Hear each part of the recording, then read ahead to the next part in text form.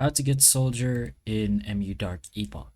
So pretty much just an explanation on how you could technically do this, since the soldier is technically not a separate class you can choose or unlock directly. It's usually tied to your character or your character's build, your character's stats, or the certain skill feature unlocks as you progress.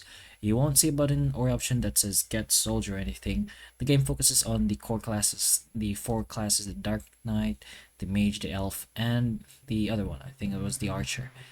But to get what players prefer as a soldier, you're gonna need to level up. Invest in the right stats, often energy or the specific builds, and unlock higher tier skills or systems as you progress. As your character evolves and gains access to more abilities, the certain builds or features may resemble or be called soldier by players. So instead of unlocking it directly, you're essentially building into it through progression and stat allocation, not selecting it outright.